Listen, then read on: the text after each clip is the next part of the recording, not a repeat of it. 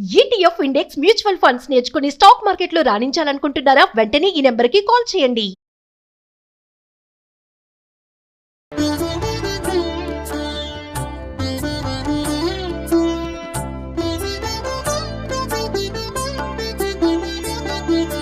నమస్కారం. మాఘపురాణం 30వ అధ్యాయం చివరి రోజుకి వచ్చాం. అయితే ఇన్ని రోజులు శ్రద్ధగా విన్నాం. ఈ ఆఖరి రోజును కూడా శ్రద్ధగా వినేసి అమావాస్య నాడు కూడా స్నానం చేస్తే ఫలితం లభిస్తుందండి. అంటే మాఘ స్నాన ఫలితం లభిస్తుంది. నిజానికి ఒక రోజు ముందే సంక్రమణం అయిపోతుంది. ఒకరోజు ముందు అయింది. అయినా కూడా అమావాస్య నాడు స్నానం చేస్తే ఫలితం లభిస్తుందని చెప్పబడింది. కాబట్టి ఈరోజు చేయొచ్చు కుదిరితే గనక. మాసములన్నిట్లోనూ మాఘమాసం అత్యంత పుణ్యదాయకమైంది. మాఘమాసంలో నదీ స్నానం విశేష పుణ్య ఫలితాన్ని ఇస్తుంది. నది లేకపోతే ఏ నీటి తావు ఎందైనా స్నానమాచరించి మహావిష్ణువుని కానీ పరమేశ్వరుని కానీ భక్తి శ్రద్ధలతో పూజిస్తే తాను చేసిన ఘోర పాపాలన్నింటినీ హరింపజేసుకోవచ్చు. మాఘపురాణాన్ని వినడము, మాఘమాస వ్రతాన్ని ఆచరించడము, భగవంతుని పూజ, సంకీర్తనలు, భజనలు, దాన ధర్మాదులు మొదలైనవి చేస్తే శ్రీహరి ఆ పరమేశ్వరుడు మనని ఎల్లప్పుడూ సర్వదా మన వెన్నంటి కాపాడతాడు. విష్ణులోక ప్రాప్తిని, తర్వాత కైలాస ప్రాప్తిని కలుగజేస్తుంది. కాబట్టి సర్వులు మాఘమాస వ్రతాన్ని ఆచరించడము ఎంతో శ్రేయస్కరమని చెప్పబడిందట. అయితే పూర్వం అనంతుడనే బ్రాహ్మణుడు యమునా నదీ తీరంలోని ఒక అగ్రహారంలో నివసించేవాట. అతనికి పూర్వీకులు ఇచ్చినటువంటి వంశపారంపర్యంగా ఉన్న ఆస్తి అధికంగా సంక్రమించి ఐశ్వర్యవంతుడు అవటంతో అహంకారిగాను, మొండిగా, మూర్ఖంగాను ఉండేవాడట. విద్య అంతంత మాత్రం. నిత్యం ఇంటి నుంచి డబ్బులు పట్టుకెళ్ళి దుర్మార్గులతోనూ దుష్టులతోనూ తిరుగుతూ జులాయిగా తయారయ్యాడు. చెడు అలవాట్లకి, దురభ్యాసాలకి లోనయ్యాడనమాట. తల్లిదండ్రుల హితబోధలు వినక తన ఇష్టానుసారంగా ప్రవర్తించేవాడు. ఏనాడు దైవచింతన చేయలేదు, పాపభీతి లేదు. ఆ రకరకాల దురభ్యాసాలు, దుర్వ్యసనాల పాలైపోయాడు. పేర్లెందుకు, బోల్డని ఉన్నాయి వ్యసనాలు, సప్తమహావ్యసనాలు ఏర్పడ్డాయి. అయితే సకల దుర్గుణాలు వచ్చేసాయి. ముసలివారైన అమ్మా నాన్న ఎంతో చెప్పి చూశారు కానీ ఏమీ లేదు. వాళ్ళ హితబోధ ఏంటంటే చెవిటివాడి ముందు శంఖం ఊదినట్టుగా అయిపోయిందనమాట. ఇక కాలమే వాడికి సమాధానం చెప్పాలని ఆ పెద్దవాళ్ళు సరిపెట్టుకుని ఊరుకున్నారు. ఇలా ఉండగా కొంతకాలానికి ఆ వాడికి కొంచెం మెల్లిగా జ్ఞానోదయం అవటం మొదలుపెట్టింది. ఎందుకని, ఎలా అయిందో చూడండి. శుభ్రంగా ఉంటే ఎవరికి జ్ఞానోదయం కాదండి. ఏదైనా మొహం పగిలిపోతే బుద్ధి వస్తుంది, ఎవరికైనా అంతే. ఏం జరిగేది, ఈ దుర్గుణాల వల్ల ఇతనికి రోగాల పాలు పడ్డాడు. ధనం తగ్గిపోయింది. స్నేహితులు దగ్గరికి రావడం మానేశారు. స్నేహితులు సహాయం చేయటం లేదు, దాన ధర్మాలు చేయలేదు. దైవ చింతన అసలే లేదు. ఒంట్లో ఓపిక పోయాక ఏమవుతుంది, దైవ చింతన ఆటోమేటిక్గా వస్తుంది. ఇంకేం చేయలేడు, ఎవరు రారు, ఏం చేయాలి? అప్పుడు దైవం వైపుకి బుద్ధి వెళ్ళిపోతుందన్నమాట. ఒకనాడు ఏమనుకున్నాడట, అయ్యో అమ్మా నాన్న పెద్దవాళ్ళు చెప్పినట్టు వినలేదు, ధనబలంతో మిక్కిలి గర్విష్ఠగా ప్రవర్తించాను, సకల దుర్గుణాల బారిన పడ్డాను, నేను పాపాత్ముడిని, ఒక భక్తి లేదు, నాకు భగవంతుడు లేడు, నాకు మోక్షం ఎక్కడి నుంచి వస్తుంది, ఒక్క పుణ్యకార్యం చేయలేదు. ఈ మాఘమాసం అత్యంత పుణ్యప్రదమని ఒక్క స్నానం చేయరా, ఒక్కసారి చేసినా పాపం పోతుందని మా అమ్మా నాన్న బతిమలాడినా నేను వినలేదు, నాకు నిష్కృతి లేదు, కనీసం రేపటి నుంచి అయినా స్నానం చేద్దాం అని భావించట. దాన ధర్మాలు చేసి విష్ణువుకి పూజలు, భజనలు, సంకీర్తనలు చేయించాలి, మాఘమాస వ్రతం ఆచరించాలి అని భావించాడు. ఇది ఎప్పుడు భావించాడు? అమావాస్య నాడు తెల్లవారి భావించాడు. ఇంకా మాఘంలో ఉన్నాడు. భావించేసరికల్లా సరే పడుకుని నిద్రపోయాడు. ఆనాటి రాత్రి కొందరు దొంగలు అతని ఇంటిలో పడి సర్వం దోచుకుపోతుండగా ఆలికిడికి మెలకు వచ్చింది. సర్వం అంటే చాలా ఏం లేదు, బోలంతా ఆయన అవగొట్టేశాడు. ఈయన ఎక్కువ డబ్బు అవగొట్టినప్పటికీ ధనవంతుల ఇళ్లలో వస్తు సామాగ్రి చాలానే ఉంటుంది. దొంగ వాళ్ళకి అదే చాలు. ఉచితంగా వచ్చేది ఏదైతే మాత్రం తక్కువే ఉంటాయి, ఏదైనా ఎక్కువే. సరే, వాళ్ళు ఎవరో దొంగలు వచ్చారు. ఈయన ఏం చేశాడు, దొంగలని అరుస్తూ వాళ్ళ వెంటపడ్డట. అలా తరుముతూ ఒక పెద్ద నది వంతెన మీదకి వెళ్ళాడట, తరుముకుంటూ వెళ్ళి.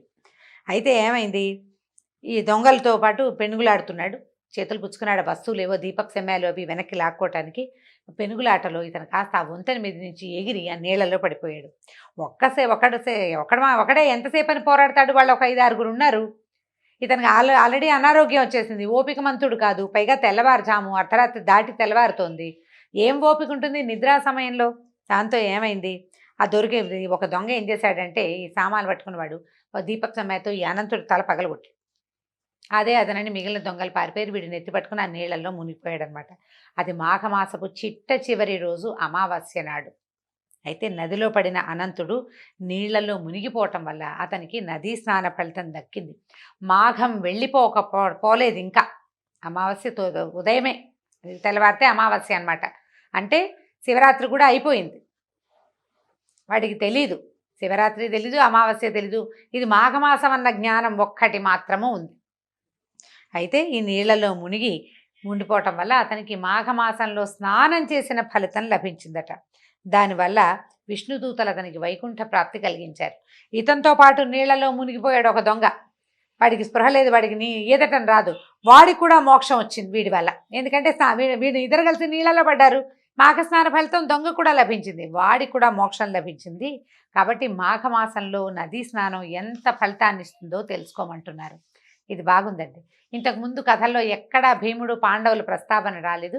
ఈ చిట్ట చివరి కథలో కుంతీసుత మధ్యముడైన భీముడు ఎలా మాఘమాసంలో ఏకాదశి వ్రతం చేశాడో ఒక చిన్న కథతోటి చెప్పి ఇవాళ అధ్యాయాన్ని ముగించేద్దాం. ఈయన బలిష్టమైన కండలు తిరిగిన శరీరం కలిగిన వాడు భీముడు. మహాభోజన ప్రియుడు, ఆకలికి ఆగలేడు, కొండల్ని సైతం పిండి చేయగలిగిన మహాబల సంపన్నుడు, బండెడు అన్నాన్నైనా అవలీలగా తినేయగలుగుతాడు. భోజన ప్రియుడు, నిద్రపోతూ, బద్ధకస్తుడు. అవి లక్షణాలన్నమాట పాపం ఆయనవి. అలాంటి భీముడు ఒకనాడు మాఘమాసం అందలి ఏకాదశి వ్రతాన్ని ఆచరించాలనుకున్నట్ట. పురోహితుల్ని సంప్రదించాడు. వాళ్ళు పూజా నిర్వహణాది కార్యక్రమాలన్నీ వివరంగా చెప్పి ఏకాదశి నాడు శ్రీహరి ప్రీత్యర్థం ఉపవాసం ఉండాలని చెప్పారు, లేకపోతే ఫలితం దక్కదన్నారు. సహజంగా చెప్తారు కదా. అయితే భీముడికి అంతా బాగుంది, కానీ ఉపవాసం ఉండటం అనే పాయింట్ ఆయనకు నచ్చల. అసలే ఈయన భోజన ప్రియుడు. సరే ఏమనుకున్నాడు, పురోహితుడైన ధౌమ్యుడిని పిలిచి, అయ్యా నేను మాఘమాసం అందు ఏకాదశి వ్రతాన్ని ఆచరించదలుచుకున్నాను, విధి విధానాన్ని చెప్పమన్నాడు. వీళ్ళు ఒకటే చెప్తారు, ఈయన ఏమైనా అమెండ్మెంట్స్ చెప్తారేమో అని అడుగుతున్నాడు అనమాట. ధౌమ్యుడు అన్నాడు, మంచిది భీమసేన, నువ్వు చేసే ఈ వ్రతం నీకు అత్యంత పుణ్య ఫలితం ఇస్తుంది. ఏకాదశి అత్యంత పవిత్రమైంది, మహావిష్ణువుకి అత్యంత ప్రీతికరమైంది, నిరభ్యంతరంగా చేయొచ్చు అన్నాడు. అలాగే చేస్తాను, కానీ నేను భోజన ప్రియుణ్ణి, ఆకలికి ఆగలేను, ఉపవాసం ఉండటం నా తరమేనా, నాకు సాధ్యమవుతుందా మీరు చెప్పండి, నేను అసలు ఉండలేను కదా అని ఆలోచిస్తున్నాను. వాళ్ళు నాకు చెప్పారు ముందే, మన మిగిలిన పురోహితులంతా ఉపవాసం ఉండాలి అని, కానీ నా వల్ల అవుతుందా అవదా అని మిమ్మల్ని అడుగుతున్నాను. పైగా ఉపవాసం ఉన్న రోజు ఆకలి దప్పులు ఎక్కువ ఉంటాయి, తినలేదన్న భావనతోటి ఇంకా కొంచెం ఆకలిస్తుంది, ఏమంటారు షుగర్ లెవెల్స్ పడిపోతాయి, నీరసం, నిస్త్రాణ, తలనొప్పి, కాళ్ళ నొప్పులు తదితరాలు చాలా వచ్చేస్తాయి. కాబట్టి నా ఆకలి దాహం తీరినట్లుగా, వాటికి ఇబ్బంది లేకుండా ఏకాదశి వ్రత ఫలితం నాకు దక్కేటట్టుగా ఏదైనా ఒక సలహా చెప్పండి అని అడిగేటట భీముడు. పాండవులకి సొంత పురోహితుడు అనమాట ధౌమ్యుడు, వాళ్ళతోటే ఉంటాడు ఆయన. ఆయన అడవికి కూడా వెళ్ళాడు వాళ్ళతో పాటు. ఆ 12 సంవత్సరాలు ఆయన అక్కడ కూడా ఉన్నాడనమాట.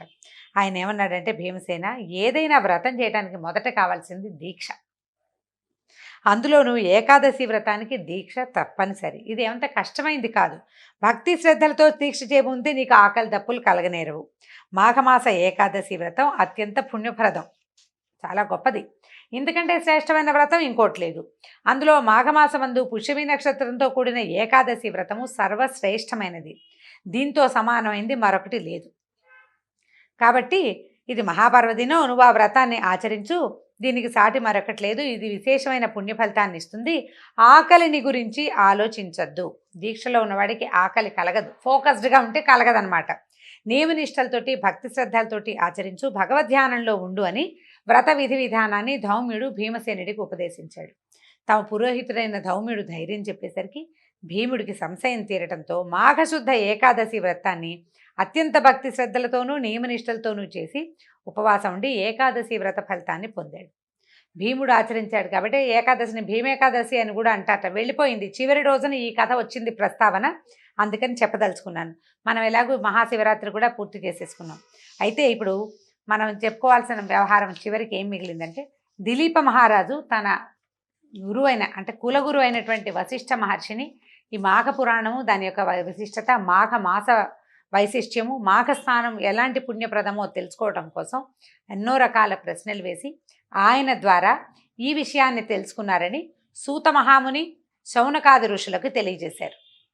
దిలీపుడికి వశిష్ఠుడు, మధ్యలో కృష్ణపద మహర్షి, జహ్ను మహర్షి వాళ్ళిద్దరూ, తర్వాత కార్తవీర్యార్జునుడు, ఆయన కూడా దత్తాత్రేయుడు, కార్తవీర్యార్జునుడు, వాళ్ళ సంవాదము. ఇంతమంది సంవాదం అంటే మాట్లాడుకోవటం అనమాట. ఇన్ని రకాల కథాగమనాలతోటి ఈ మాఘ పురాణాన్ని మనం ముందుకు తీసుకెళ్ళామండి. చివరికి వచ్చేసాం కాబట్టి 30వ రోజున దీని ఫలశ్రుతి ఏమిటి అనేది మాఘ పురాణాంతర్గతంగా ఏం చెప్పబడిందో చూద్దాం. ధర్మ ప్రబోధకములైన మాసాల్లో మాఘమాసం ఉత్తమోత్తమము. యజ్ఞము మొదలైన పుణ్యకామ్య కర్మలను అన్నిటినీ చేయుట వలన వచ్చేంతటి పుణ్యము మాఘమాస వ్రతం ఒకదాన్ని చేస్తేనే కలుగుతుంది అని చెప్పబడుతోందన్నమాట. సూత మహాముని చెప్తున్నారు. మాఘమాస వ్రతము సర్వ పుణ్యక్రియల సారము, అన్ని విధములైన తపస్సులకు సారభూతమైంది, సర్వధర్మముల సారము, శివకేశవులిద్దరికీ ప్రీతిపాత్రమైనది, సూర్యుడు అగ్ని బ్రహ్మ మొదలగు దేవతల దయను కూడా కలిగిస్తుంది, సర్వ సుఖాల్ని ఇస్తుంది. ఈ మాఘమాస వ్రతాన్ని గురించి నేను చూసిన దాన్ని విన్నదాన్ని గురించి మీరు అడిగినంత మాత్రంతో నేను చెప్పాను. మానవుడు అన్ని ధర్మాల్ని ఆచరింపలేకపోయినప్పటికీ మాధవ కేశవ అంటే మాధవ ప్రీతికరమైన మాఘమాస వ్రతాన్ని విడువక ఆచరించినట్లయితే సర్వధర్మాల్ని ఆచరించడం వల్ల వచ్చే ఫలితం పొందగలుగుతాము. ఈ పురాణాన్ని శ్రీహరి సన్నిధిలో చెప్పేవాడు, భక్తితో వినేవాడు ఇహపరములందు సర్వసుఖాల్ని పొంది తుదకి శ్రీహరి సాన్నిధ్యాన్ని చేరుతారు. సూతుడు ఈ రకంగా చెప్తున్నారన్నమాట. ఈ విషయాన్ని చెప్పి ఏం చెప్తున్నారు? మాఘమాసం చాలా గొప్పది, రోగాల్ని పోగొడుతుంది, సర్వైశ్వర్యాల్ని ఇస్తుంది, ఆయుర్దాయాన్ని పెంచుతుంది, విష్ణు సాన్నిధ్యాన్ని కలిగిస్తుంది, ముక్తిని కోరిన వాడికి ముక్తినిస్తుంది, కోరిన కోరికల్ని ఇస్తుంది, వినయ విధేయతలు కలిగిన శిష్యునికి, శ్రద్ధ కలవానికి, మంచి నడవడిక కలవానికి, ఆత్మజ్ఞానికి ఈ వ్రతాన్ని చేయండి అని చెప్పాలట. అంటే ఇప్పుడు శ్రద్ధగా వినే వాళ్ళందరికీ ఈ లక్షణాలు ఉన్నాయన్నమాట. వినయ విధేయతలు ఉన్నట్టు, శ్రద్ధ ఉన్నట్టు, మంచి నడవడిక ఉన్నట్టు, ఆత్మజ్ఞాని అంటే నేనెవరు, నేను ఎక్కడి నుంచి వచ్చాను అనే విషయాన్ని తెలుసుకునే ఆలోచన ఉన్న వాళ్ళే ఇలాంటి వాటికి ఆకర్షితులవుతారు. పురాణాలు అవి వింటమంటే ఏమిటి, ఇది ఎక్కడి నుంచి వచ్చింది? ఆ తర్వాత మెల్లిగా మనం మన వైపుకి ప్రయాణం చేస్తాం. ఇలా పురాణం నుంచి భగవంతుని వైపు, భగవంతుని నుంచి మన లోపలికి మనము ప్రయాణం చేసే అవకాశం దొరుకుతుంది. ఈ రకంగా సౌనకాది మహామునులకు రోమహర్షుని పుత్రుడైన సూత మహాముని నైమిసారణ్యంలో మాఘమాస వ్రత మహత్యాన్ని వివరిస్తూ ఈ కథలు చెప్పారు. ఇందులో కొన్ని శివుడు పార్వతికి చెప్పినవి, దిలీప మహారాజుకి వశిష్ఠుడు చెప్పినవి, కొన్ని కృష్ణమదుడనే ఋషి జన్హు మహర్షికి చెప్పినవి, వీటన్నిటినీ కలిపి ఇందులో మళ్ళీ మనం చెప్పుకున్నాం కదా, దత్తాత్రేయుల వారు కార్తవీర్యార్జునుడికి చెప్పినవి, ఇలా ఎన్నో కథలని మనం చెప్పుకున్నామండి. ఈ పురాణ కథల్ని సూత మహామునికి తెలియటం వల్లే ఆయా సందర్భాల్లో ఆయా వ్యక్తులు ఎవరెవరికి చెప్పారో చెప్పిన సందర్భం ప్రకారం గ్రహించాలి. ఈ రకంగా మనం మాఘ పురాణాన్ని ముందుకు తీసుకెళ్ళామండి. 30 రోజులు శ్రద్ధాభక్తులతోటి చాలా బాగా విన్నారు. అయితే ముందు ముందు ఇంకేం చెప్పగలమో చూద్దాం, ఏం చేయగలుగుతాము అని. అయితే ఇందులో చెప్పబడినవి ఈ సంవత్సరం చేయలేకపోయాము లేదా బాగా చేయలేకపోయాము అలాంటి భావాలకి లోనవ్వద్దండి. ఈ సంవత్సరం చేయలేకపోతే వచ్చే సంవత్సరం చేసుకోవచ్చు. రాగల రోజుల్లో మరింత పుణ్యాన్ని ఇచ్చేటువంటి ఎన్నో రకాల విషయాల్ని మనం తెలుసుకుందాం. ఇంతటితో సెలవు. నమస్కారం.